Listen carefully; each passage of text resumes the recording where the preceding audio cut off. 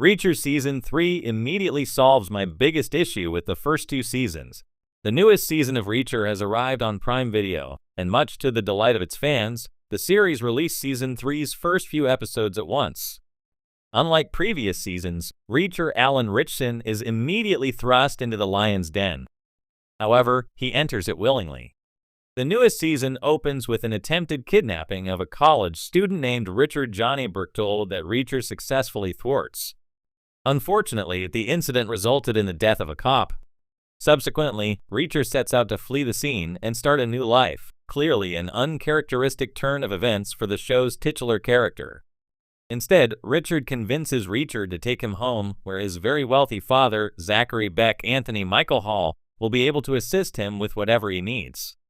Upon arriving at a heavily guarded compound, Beck enlists Reacher's services, a job that Reacher doesn't appear to have much of a choice in accepting. As the owner of Bizarre Bazaar, a rug importer, it's obvious Beck's dealings are a bit more nefarious, something Reacher isn't usually a part of. Once Reacher is alone and checks his new lodgings for bugs, he makes a phone call with a secret phone he was hiding in the heel of his boot. Viewers then learn that everything happening was his plan all along. In fact, Reacher staged Richard's kidnapping with a few DEA agents in an effort to get inside Beck's operation. Unlike other seasons, audiences learn who the villain is right away.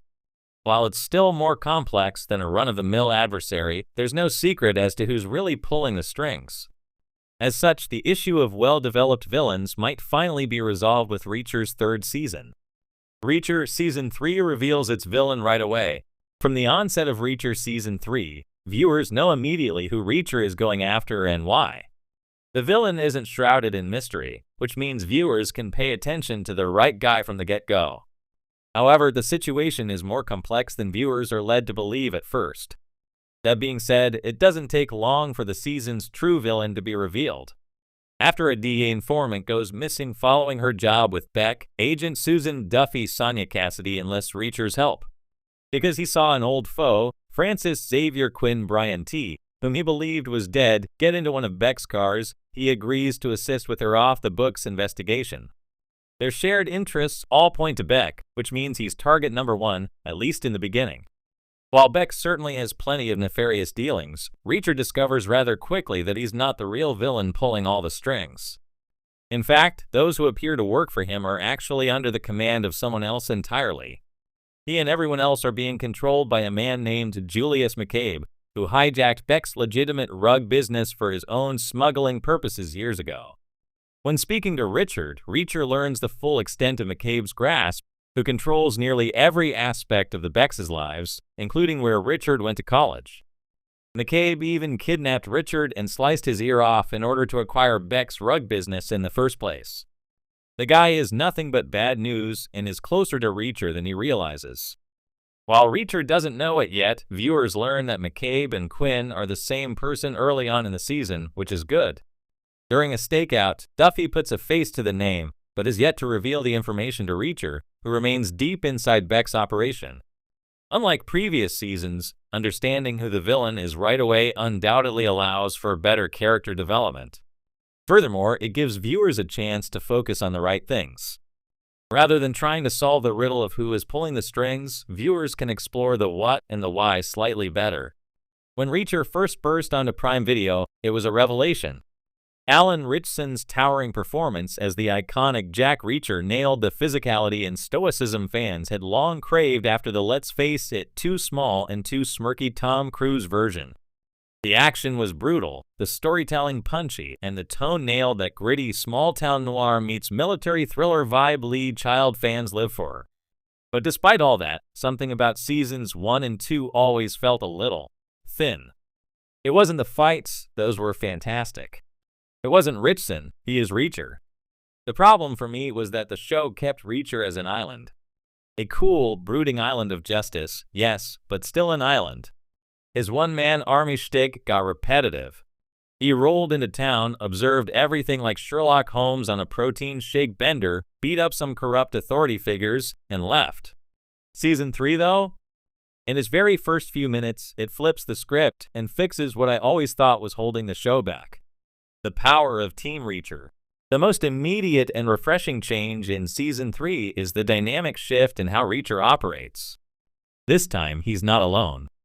Right out the gate, we see him reconnect with members of his old military unit, not just for a one-off job or nostalgic cameo, but as integral players in the unfolding story. Reacher with a team changes everything. The series adapts Persuader, a fan-favorite lead child novel, but infuses it with something new, emotional stakes tied to people he actually cares about. The cold, clinical loner approach made Reacher feel like a weapon rather than a person. Season 3 gives him context.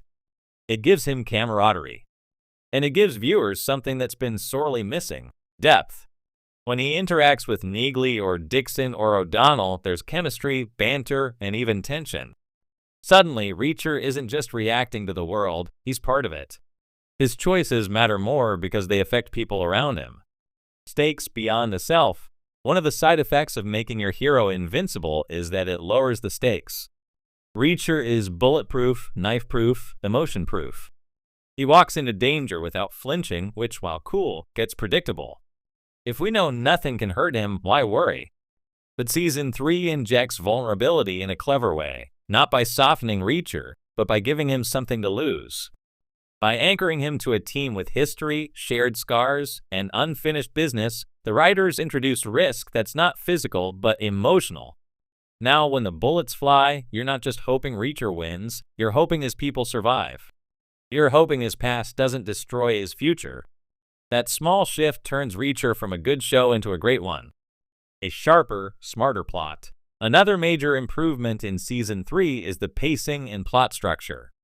Season 1 felt like a procedural dressed in action gear, and Season 2 leaned too hard into conspiracy theory tropes. Both were enjoyable, but neither was as narratively tight as they could be. Season 3? It's lean, mean, and meticulously plotted. The mystery is layered without being convoluted. The antagonist is more than a generic evil exec or corrupt sheriff. There's a genuine psychological chess match happening here. And crucially, the show lets Reacher be smart again. Not just physically dominant, but intellectually dangerous. Watching him and his team unravel a knotty problem together feels more satisfying than seeing him punch his way through it alone. There's strategy. There's planning. And yes, there are still bone-crunching brawls, but now they mean more. Finally, a Reacher who feels human. For all his legendary status, Jack Reacher has always walked the line between myth and man. In the books, he's often described as almost supernatural in his skills and instincts. The show captured that well, but it leaned too far into myth in the first 2 seasons. Season 3 finally rebalances the equation.